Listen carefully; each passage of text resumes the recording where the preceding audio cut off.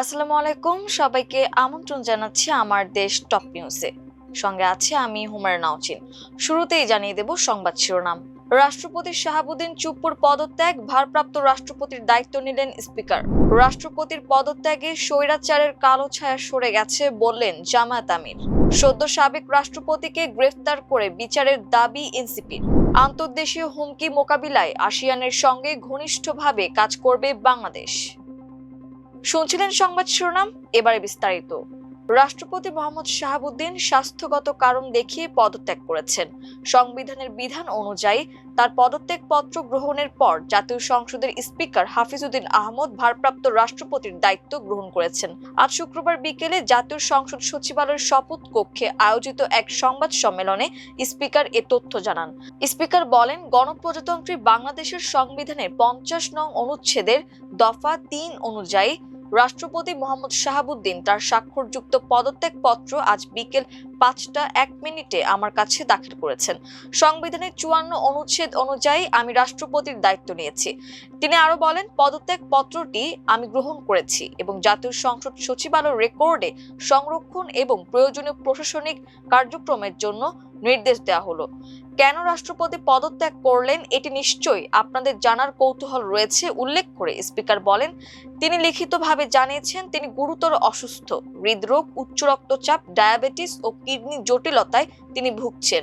রাষ্ট্রপতির হৃদযন্ত্রে bypass surgery হয়েছে জানিয়ে স্পিকার বলেন, স্বাস্থ্য পরীক্ষায় রাষ্ট্রপতির অটোনমিক নিউরোপ্যাথি নামে রোগ শনাক্ত হয়েছে। এ রোগের কারণে মাঝে মাঝে তিনি অচেতন হয়ে পড়েন।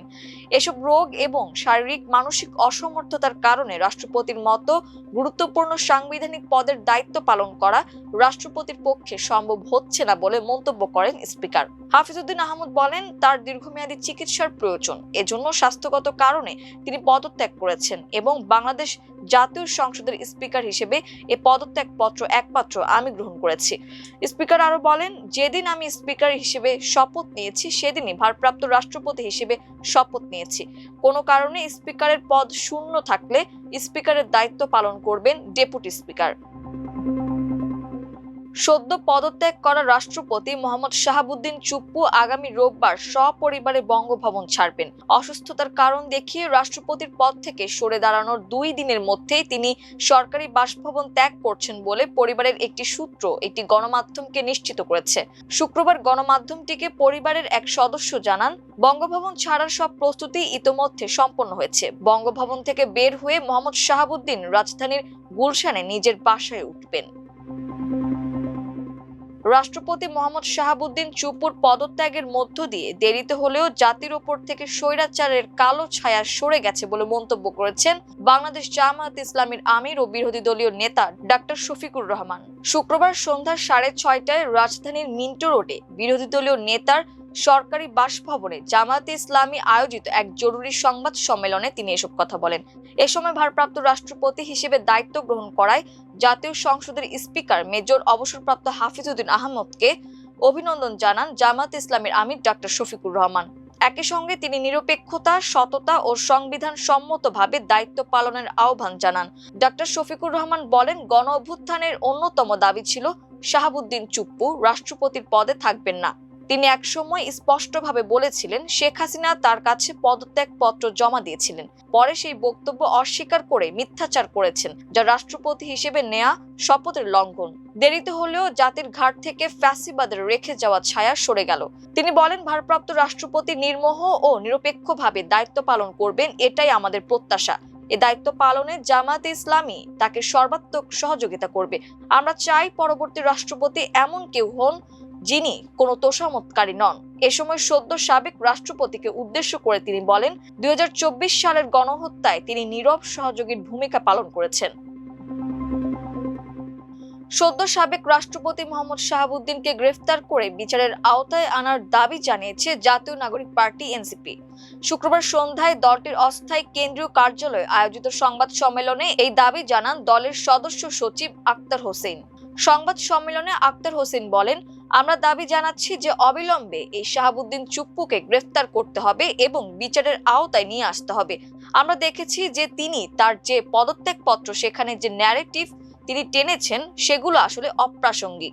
অসুস্থতার অজুহাতে কথা বললেও তার পদত্যাগপত্রের মধ্যে এমনভাবে তিনি ন্যারেটিভ সাজিয়েছেন যেটা আসলে তার জন্য একটা সেফ এক্সিটের জায়গা তৈরি করতে পারে। কিন্তু এই শাহাবুদ্দিন চুপ্পুকে সেফ এক্সিট দেওয়ার কোনো মানেই নেই। তিনি যত অপরাধ করেছেন সেই অপরাধগুলোতে তাকে অবশ্যই বিচারের আওতায় নিয়ে আসতে হবে। তিনি বলেন, এই শাহাবুদ্দিন চুপ্পুর মতো একজন ফ্যাসিবাদের দোসর, একজন ফ্যাসিস্ট, সে যদি বিচারের আওতায় না আসে তাহলে 24-এর গণ অভ্যুত্থানে যারা জীবন দিয়েছেন তাদের বিচার অপূর্ণাঙ্গ থেকে যাবে। সরকারের কাছে দাবি জানিয়ে তিনি বলেন, এতদিন পর্যন্ত হয়তো এই শাহাবুদ্দিন চুপ্পু রাষ্ট্রপতি পদে আসীন থাকার কারণে তার ব্যাপারে আইনগত কোনো পদক্ষেপ নেওয়া সম্ভব হয়নি, কিন্তু তিনি পদত্যাগ করা মাত্র তার ব্যাপারে আইনগত ইনডেমনিটির কোনো জায়গা নেই, তার দায় মুক্তির আর কোনো বিধান নেই। এই অবস্থায় অনতিবিলম্বে ফতার করে তাকে বিচারের আওতায় নিয়ে আসার জন্য সরকারকে অবশ্যই উদ্যোগ নিতে হবে। পররাষ্ট্রমন্ত্রী ডক্টর খলিলুর রহমান উদীয়মান ও আন্তর্দেশীয় হুমকি মোকাবিলায় আঞ্চলিক সহযোগিতা জোরদার করতে আসিয়ান এবং এর অংশীদারদের সঙ্গে ঘনিষ্ঠভাবে কাজ করার ব্যাপারে বাংলাদেশের অঙ্গীকার পুনর্ব্যক্ত করেছেন। ফিলিপাইনের রাজধানী ম্যানিলায় দক্ষিণ পূর্ব এশিয়ায় মৈত্রী ও সহযোগিতা চুক্তির 50তম বার্ষিকী উপলক্ষে আয়োজিত স্মারক অনুষ্ঠানের বক্তব্যে তিনি বলেন, মহামারী, জলবায়ুজনিত অভিঘাত, সাইবার হামলা এবং সরবরাহ শৃঙ্খলের বিঘ্ন মোকাবিলায় বৈশ্বিক সক্ষমতা জোরদারে বাস্তবভিত্তিক ও সমন্বিত উদ্যোগ প্রয়োজন।